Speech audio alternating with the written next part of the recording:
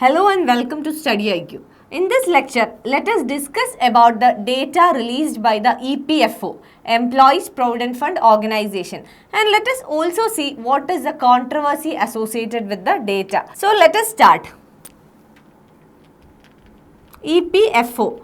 EPFO is Employees Provident Fund Organization. EPFO functions under the Ministry of Labour and Empowerment. And what is the purpose or function of EPFO?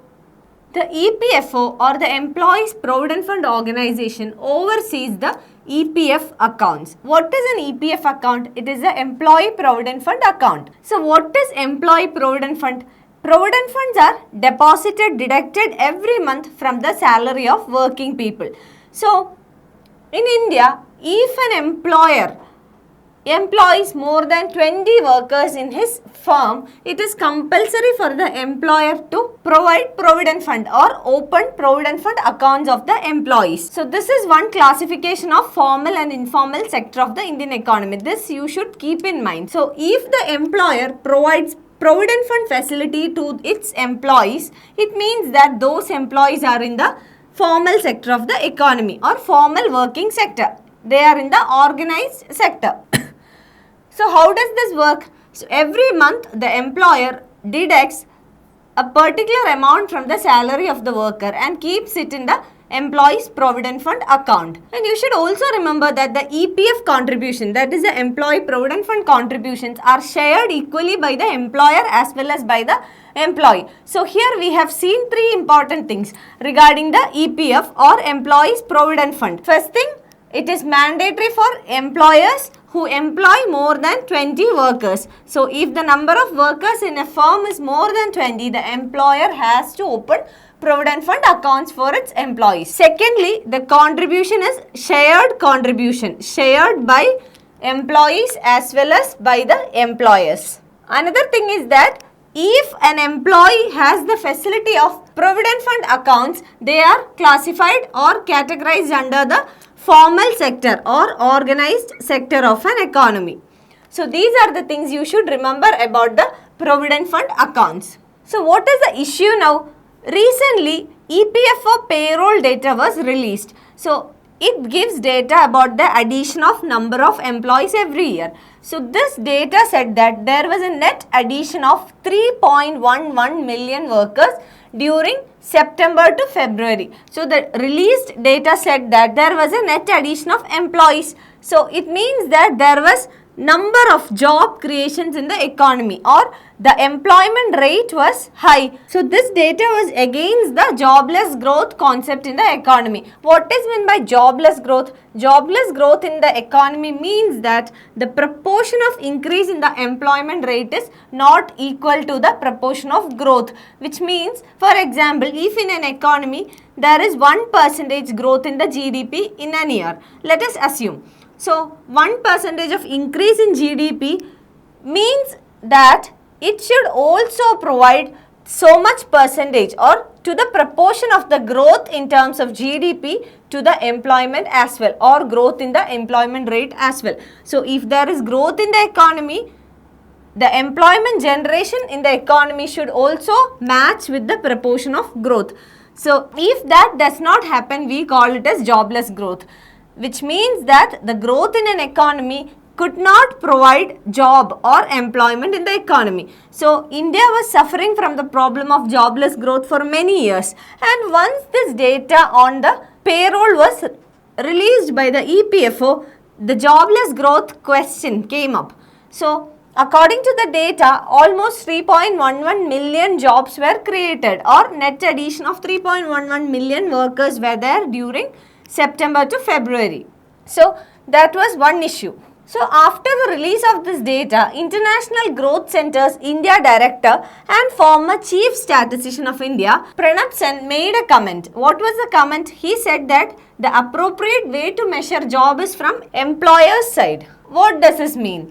He said that the net addition in jobs must be calculated from employer side, which means that existing employers should be avoided, or only the newly registered employers should be taken into consideration, which means that in the data what we have to see is how many new employers have come up, how many people are giving jobs. So that should be considered. And he also said that GST might have triggered companies to register and this added to the enrollment numbers. What does this mean? It means that after the coming up of GST, what could have really happened is already some companies would be existing. For example, I have a company. I was employing around 30 employees. So before the GST, I was not registered or my company was not registered. So after GST has come up, what I have done is I have registered my company with the government. So I have become a part of the tax net. So what has happened? These 30 employees were previously existing in my company. So they are not new employees. The only difference is that I have registered my company. So my employers also became registered. That is the only difference. This is not job creation. These jobs were already in the economy. The only thing is I registered my employees now. So this is one argument given by the statistician. So this is the issue and this has become a current affair.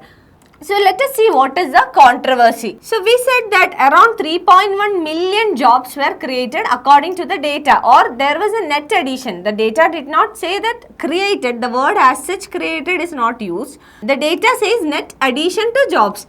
So 3.1 million, it's a big number. So you should remember that 3.1 million is almost the half of the entrance into the labor force. And if there are 3.1 million new registration with the EPFO, what does this mean? Registering with the EPFO, we have already said.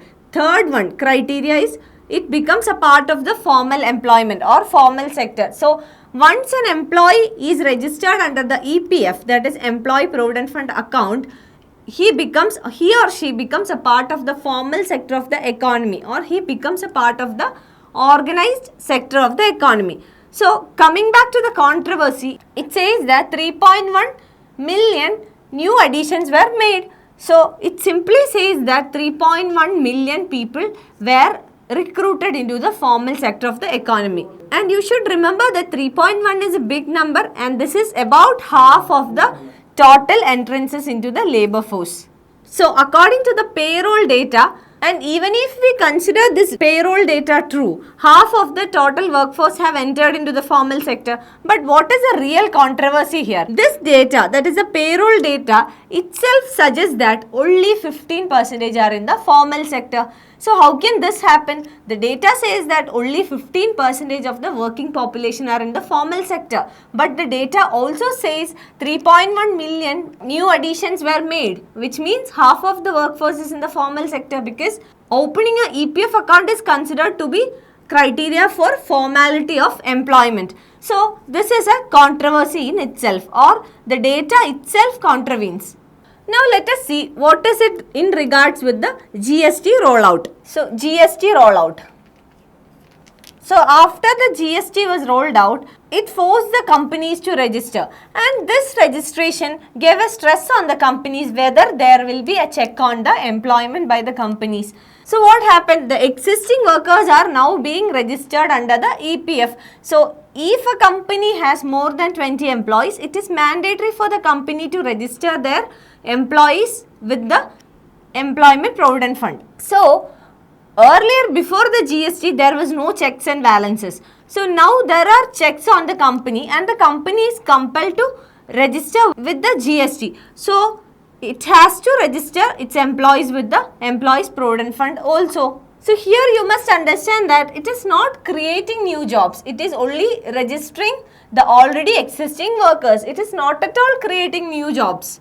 But this is another side. That is, this means that there is net addition to the formal sector jobs in the economy. Why? Because when an employer creates Employment Provident Fund account for its workers, the worker becomes a part of the formal sector of the economy, or the organized sector of the economy. Therefore, we can say that there was a net addition to the formal sector jobs, but not necessarily net addition to newly created jobs. So what can be done now?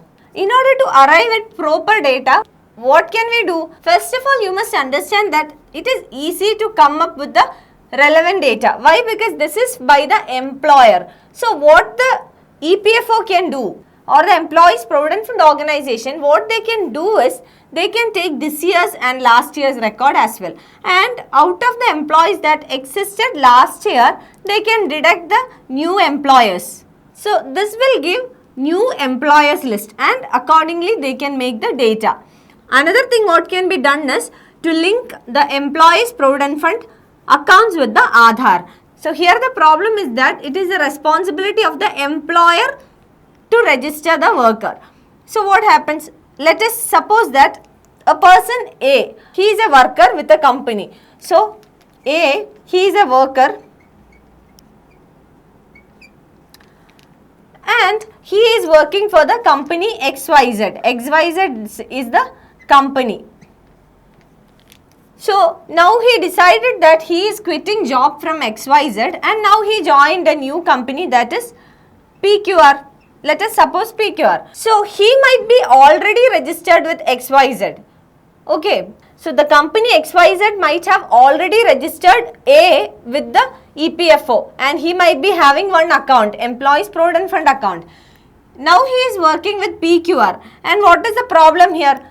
He has joined a new company and this new company, that is PQR, might take another account for A. So now A has two accounts, already existing account that is with the XYZ and the new account PQR has opened. So he has two accounts. So it is a responsibility of A, the worker, to merge the old account with the new account. But what happens is, many a times these workers will not do that. So merging never happens. And there are high chances that people shift from one company to the other company.